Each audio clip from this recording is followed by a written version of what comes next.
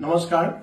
আজি বিত্তমন্ত্ৰী অজন্তা নেওগ ডাঙৰীয়ানীয়ে আমাৰ অসমৰ ৰাইজৰ বাবে 2025 আৰু 2026 বিত্তীয় বৰ্ষৰ বিধানসভাত যি বাজেট দাখিল কৰিলে, এই বাজেটখন আচলতে চাবলৈ গ'লে এই বাজেটখন হৈছে প্ৰতিশ্ৰুতিৰ বন্যাৰে ভৰা আৰু বিভিন্ন বাজেটৰ লগত কোনো সম্পৰ্ক নথকা বিভিন্ন অপ্ৰাসংগিক কথা কেৱল অলংকাৰ লগাই তাক দীঘল কৰি ৰাইজক প্ৰলোভন দিয়া এখন বাজেটৰ বাহিৰে এইখন বাজেট আন একো নহয়। কিয়নো এই বাজেটতো যদি আমি চাওঁ, যোৱাবাৰৰ বাজেটখন যদি আমি চাওঁ 24-25 সেই বাজেটত মুঠ ধাৰ্য টকা আছিলে 1,43,606 কোটি টকা আৰু এই সমুদায় টকাৰ 97,444 কোটি টকা কেৱল পৰৰ ওপৰত নিৰ্ভৰ কৰা হৈছিলে, অৰ্থাৎ চেন্ট্ৰেল গভৰ্ণমেণ্ট টেক্সেছ শ্বেয়াৰ অৰ্থাৎ GSTৰ শ্বেয়াৰ আৰু লোন, এই দুটাৰ ওপৰত আৰু তাৰ লগতে চেন্ট্ৰেল গভৰ্ণমেণ্টৰ চেন্ট্ৰেল স্পন্সৰ্ড স্কিমৰ পৰা। গতিকে পৰৰ নিৰ্ভৰশীল বাজেট আছিলে যোৱাবাৰৰ বাজেটখনো, আৰু ঠিক একেদৰে এইবাৰ বাজেটখন হৈছে তাৰে এখন ডুপ্লিকেট।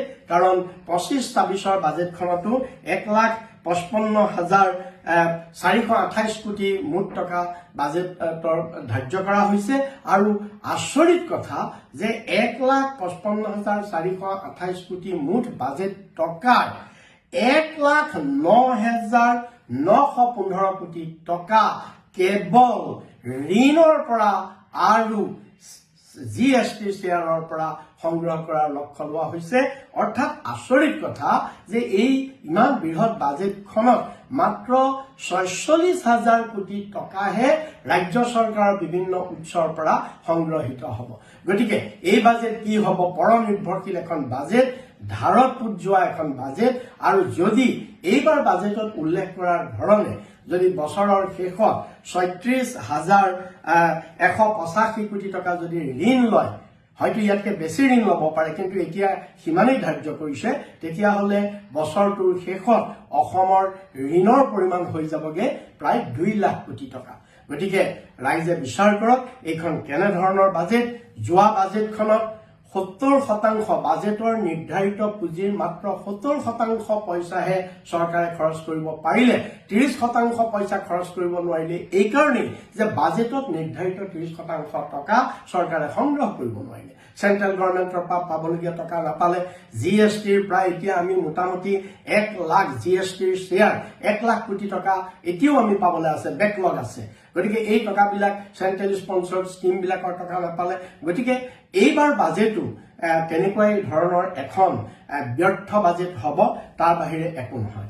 আৰু লগতে আমি এই কথাটো ক'ব খুজিছো যে যোৱাবাৰ বাজেটত যেনেকৈ এইবাৰ বাজেটত কেইটামান বিশেষ উল্লেখনীয় প্ৰস্তাৱ দাঙি ধৰিছে কেৱল ৰাইজক প্ৰলোভিত কৰিবৰ কাৰণে, সেইকাৰণে আমি সোঁৱৰাই দিব খুজিছো মুখ্যমন্ত্ৰী হিমন্ত বিশ্ব শৰ্মাক, বিত্তমন্ত্ৰী অজন্তা নেওগক আৰু অসমৰ ৰাইজক যে যোৱাবাৰ বাজেটতো 20টা নতুন যুগান্তৰকাৰী প্ৰস্তাৱ দিয়া হৈছিলে। তাৰে এটা প্ৰস্তাৱ আছিলে যেনেকে অমৃত গুৱাহাটী ইণ্টিগ্ৰেটেড গ্ল'বেল চিটি, অৰ্থাৎ গুৱাহাটীক অমৃত গুৱাহাটী ইণ্টিগ্ৰেটেড গ্ল'বেল চিটি নামেৰে গুৱাহাটীক এখন গ্ল'বেল চিটিলৈ পৰিণত কৰিব। কিন্তু গুৱাহাটীৰ কি কদৰ্য ৰূপ দেখিছে যে 20টা তেনেকুৱা ধৰণৰ যোৱাবাৰ উল্লেখনীয় বাজেটৰ প্ৰস্তাৱ এটাও আজিলৈকে কাৰ্যকৰী নকৰিলে। গতিকে এইবাৰ 26 নিৰ্বাচনক আগত ৰাখি বিত্তমন্ত্ৰী ডাঙৰীয়ানীয়ে যি কেইটা নতুন প্ৰস্তাৱ দিছে,